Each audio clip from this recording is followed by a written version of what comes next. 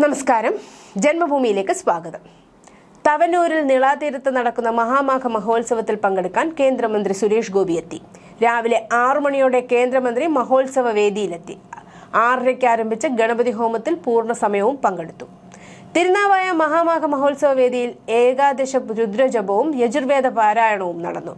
വട്ടേക്കാട് തപോവനം ശ്രീ ദക്ഷിണാമൂർത്തി വിദ്യാപീഠം ആചാര്യൻ ഡോക്ടർ അശ്വിനി ദേവ് തന്ത്രികൾ ആചാര്യനായി മുഖ്യ കാർമ്മികത്വം വഹിച്ചു.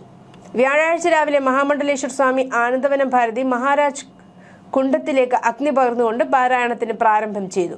121 ആചാര്യന്മാർ ചേർന്ന് യജുർവേദത്തിലെ തൈത്തിരീയ സംഹിത ഭാഗപാരായണവും ശ്രീരുദ്രജപയജ്ഞവും നടത്തി. തുടർന്ന് വസോർധാരയും രുദ്രതീർത്ഥം നിളാനദിയിൽ സമർപ്പണവും സഹസ്രനാമ ജപവും അപഭൃത സ്നാനവും നടന്നു. ഹിന്ദു കേസരി ഡോക്ടർ ശ്രീനിവാസ തമ്പുരാൻ യാജമാനത്വം വഹിച്ച യജ്ഞത്തിൽ തൃശൂർ രാമചന്ദ്രൻ തന്ത്രി, ശിവഗിരി ശ്രീനാരായണ തീർത്ഥസ്വാമി, ഷാജി തന്ത്രി, വിനു മഹോദയ ശ്രീകുമാർ തന്ത്രി, സുജിത് കുമാർ തന്ത്രി, തൊടുപുഴ രാമേന്ദ്രൻ, സേതുമാധവ്ജി, തപോവനം രാജീവ്, തപോവനം അനൂപ് എന്നിവർ പങ്കെടുത്തു. ഭാരതപ്പുഴയുടെ തീരത്ത് മഹാമാഘ മഹോത്സവത്തിൽ കേരളത്തിലെ 4 ശങ്കരമഠങ്ങളിലെ സന്യാസിമാരുടെ അത്യപൂർവമായ ആത്മീയ സംഗമം നടന്നു. തൃശൂർ തെക്കേമഠം മൂപ്പിൽ സ്വാമിയാർ വാസുദേവാനന്ദ ബ്രഹ്മാനന്ദ ഭൂതി, കാസർഗോഡ് ഇടനീർമഠം മൂപ്പിൽ സ്വാമിയാർ സച്ചിദാനന്ദ ഭാരതി, തൃശൂർ നടുവിൽമഠം മൂപ്പിൽ സ്വാമിയാർ അച്യുതാനന്ദ ഭാരതി, താനൂർ തിക്കൈക്കാട്ടുമഠം മൂപ്പിൽ സ്വാമിയാർ നാരായണ ബ്രഹ്മാനന്ദ തീർത്ഥ, തൃശൂർ നടുവിൽമഠം ഇളമുറ സ്വാമിയാർ പാർത്ഥസാരഥി ഭാരതി എന്നിവരാണ് മഹാമാഘത്തിന് ഒന്നിച്ചെത്തിയത്.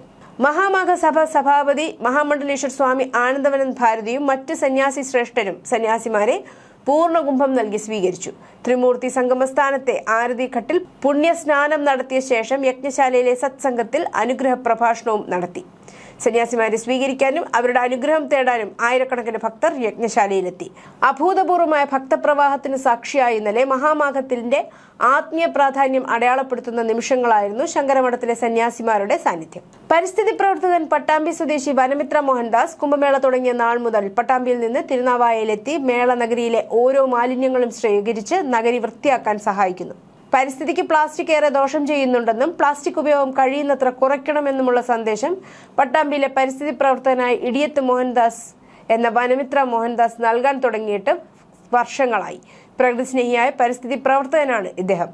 നാടിന്റെ പച്ചപ്പ് കാത്തു സൂക്ഷിക്കാൻ മരങ്ങൾ നടണമെന്ന സന്ദേശവും ഇദ്ദേഹം എപ്പോഴും നൽകാറുമുണ്ട്. 2015 വനം വകുപ്പ് വനമിത്ര അവാർഡ് നൽകി ആദരിച്ചിരുന്നു.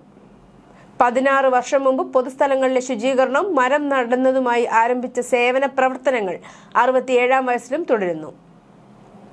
ദിവസവും രാവിലെ ബസ് സ്റ്റാൻഡിലും റെയിൽവേ സ്റ്റേഷനിലും മോഹൻദാസ് ശുചീകരണ പ്രവർത്തനങ്ങളുമായി എത്താറുണ്ട്. അതിനിടെ രാജേഷ് വൈഷ്ണവം എന്ന പ്രൊഫൈലിൽ വന്ന പോസ്റ്റ് ശ്രദ്ധ നേടുന്നു. കാറിലും ബൈക്കിലും തിരുനാവായ കുംഭമേളയ്ക്ക് എത്തുന്നവർ സ്വാഭാവികമായും നേരിടുന്ന ഒരു പ്രധാന പ്രശ്നം വാഹന പാർക്കിംഗ് തന്നെയായിരിക്കും.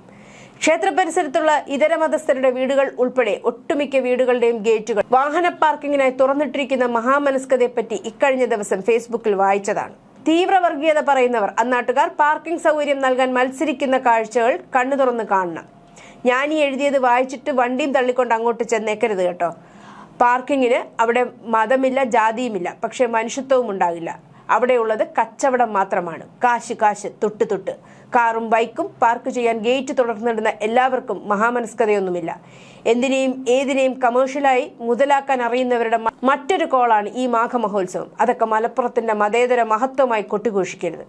ഏത് നാട്ടിലും ഇത്തരം കച്ചവട വരുമാന സാധ്യതകൾ ഉപയോഗിക്കുന്നവരുണ്ട്. ഒരു ബൈക്ക് പാർക്ക് ചെയ്യാൻ 30 രൂപയൊക്കെ ഈടാക്കുന്ന ബോർഡുകൾ കണ്ടപ്പോൾ ശരിക്കും ഞാൻ ഞെട്ടിപ്പോയി. കൊല്ലുന്ന ചാർജ്. ഇതാണോ ചിലരൊക്കെ പാടിപ്പുകഴ്ത്തുന്ന മലപ്പുറം മഹത്വം? തിരുനാവായിലെ പലരുടെയും വിശാല മനസ്കത നാം ഞെട്ടിയാലും വേണ്ടില്ല, കാണാതെ പോകരുതല്ലോ. ആരെങ്കിലും ചിലർ പാർക്കിംഗ് ചാർജ് വാങ്ങുന്നതിലല്ല പ്രശ്നം.